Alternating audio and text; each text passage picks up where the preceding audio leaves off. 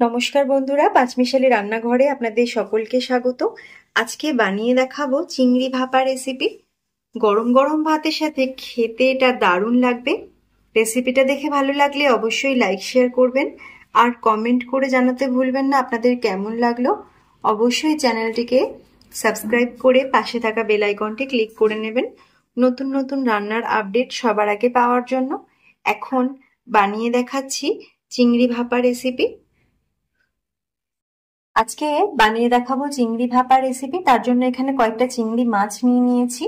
মাছগুলো পরিষ্কার করে রাখা আছে। নিয়েছি ধনেপাতা কুচি, টমেটোর টুকরো নিয়েছি একটা, হলুদ সর্ষে আর কালো সর্ষে নিয়েছি 1 টিস্পুন করে, পোস্ত নিয়েছি 1 টেবিল চামচ, হলুদ গুঁড়ো 1 টিস্পুন নিয়েছি, স্বাদ মতো ব্যবহার করব। নিয়েছি নুন, স্বাদ মতো ব্যবহার করব। আর নিয়েছি সর্ষের তেল 3 টেবিল চামচ। এখানে কয়েকটা কাঁচা লঙ্কা নিয়েছি, এর মধ্যে 2টো কাঁচা লঙ্কা বেটে নিতে হবে। প্রথমেই 2টো কাঁচা লঙ্কা, সর্ষে 2 রকমের সর্ষে, পোস্ত, একটু সামান্য নুন মিশিয়ে অল্প জল মিশিয়ে বেটে নেব। মশলার পেস্টটা আমি আগে বানিয়ে নিচ্ছি। এখন টিফিন বক্সের মধ্যে দিয়ে দিচ্ছি মশলার পেস্ট। মশলার পেস্টটা বানিয়ে নিয়েছি। এর সাথে মিশিয়ে দেব নুন, দিয়ে দিচ্ছি হলুদ গুঁড়ো, টমেটো টুকরোটা দিয়ে দিচ্ছি, কাঁচা লঙ্কা দিয়ে দিচ্ছি, আর দিচ্ছি তেল। একটু সামান্য রাখলাম ওপর থেকে ছড়িয়ে দেওয়ার জন্য। এখন মশলাটাকে খুব ভালো করে নেড়েচেড়ে মিশিয়ে নিচ্ছি।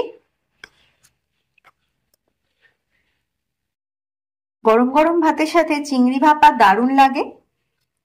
মশলাটা মিশিয়ে নেওয়ার পর এর মধ্যে একটা একটা করে চিংড়ি মাছগুলো দিয়ে ভালো করে মিশিয়ে নিতে হবে। মশলার সাথে চিংড়ি মাছগুলো খুব ভালো করে মিশিয়ে নেওয়ার পর ওপর থেকে তেল ছড়িয়ে দিলাম, আর ধনেপাতা কুচিও দিয়ে দিতে হবে।